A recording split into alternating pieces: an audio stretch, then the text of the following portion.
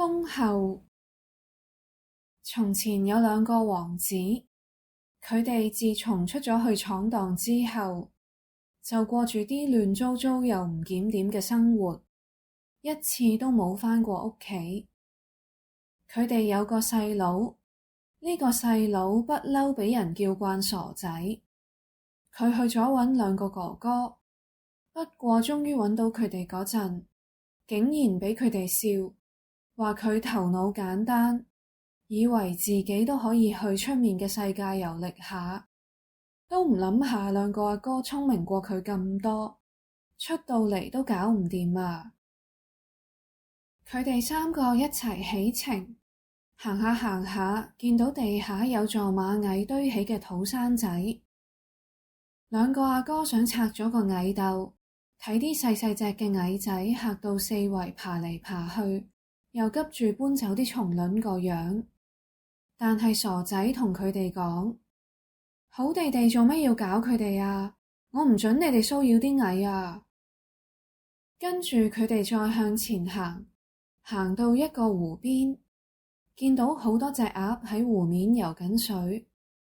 兩個阿哥想去捉幾隻燒嚟食，但係傻仔叫佢哋唔好咁做，話有得啲鴨靜靜地喺度游水啦，我唔會俾你哋殺佢哋㗎。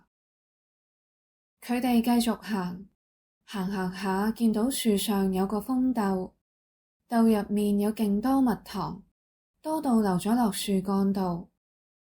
兩個哥哥想喺樹下面生個火，用煙燻啲蜜蜂，咁佢哋就可以攞走啲蜜糖啦。不過傻仔今次都叫停咗佢哋，咁講：啲蜜蜂喺度好地地，你哋唔准燒佢哋啊！三兄弟再行多段路，終於到咗一座城堡。城堡入面啲馬房度得啲馬嘅石像企咗喺度，周圍一個人影都見唔到。佢哋行過晒所有廳，行到盡頭有一道門，道門有3個鎖鎖住，不過中間開咗一個細窗，門外嘅人望到入去裏面間房。佢哋見到裏面有個又灰又矮細嘅男人坐咗喺一張台前面。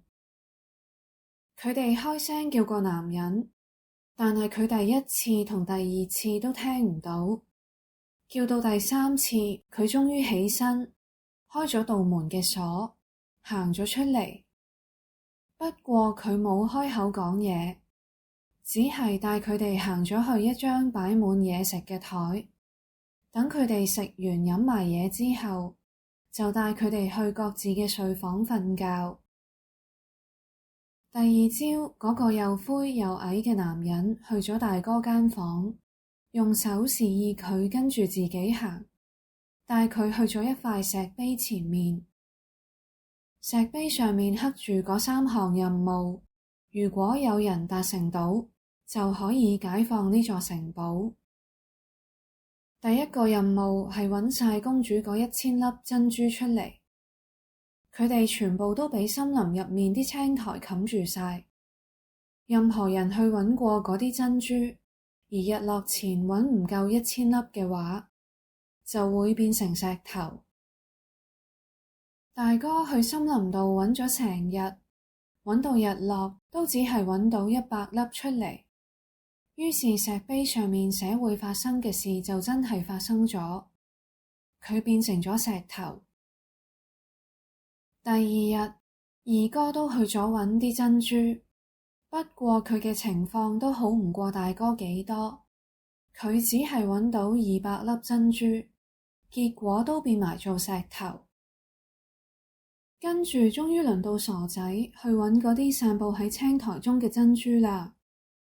不過啲珍珠真係好難揾，佢揾咗好耐都冇咩進展，就坐喺嚿石頭度喊。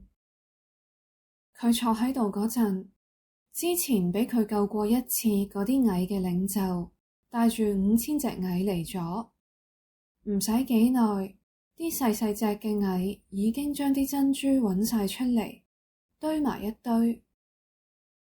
佢第二個任務就係由個湖度撈返公主睡房嗰條鎖匙上嚟。傻仔一行到個湖邊，佢之前救過啲鴨就游近咗佢嗰邊，潛落水底攞返嗰條鎖匙上嚟畀佢。不過最難嘅都係第三個任務，佢要喺3個沉睡嘅公主之中揾出最細而且最可愛嗰一個。不過佢哋3個完全一模一樣，唯一嘅分別只係佢哋瞓着之前食過唔同嘅甜嘢。最大嗰個食咗啲糖，第二個飲咗啲糖漿，最細嗰個食咗一羹蜜糖。呢個時候有隻蜂后飛咗過嚟，就係之前傻仔唔畀佢2個阿哥燒嗰竇蜂嘅蜂后。佢試過晒3個公主唇上面嘅甜味，最後停咗喺食過蜜糖個公主個嘴上面。王子見佢停咗喺度，就分得出邊個先係佢要揾嘅公主。於是啲魔法解除咗，成座城堡入面嘅嘢都醒返晒，啲石像都變返佢哋未石化前咁樣。傻仔同最細而且最可愛個公主結咗婚，喺佢父王逝世之後，成為咗下一任國王。而佢2個哥哥就同大啲嗰2個公主結咗婚。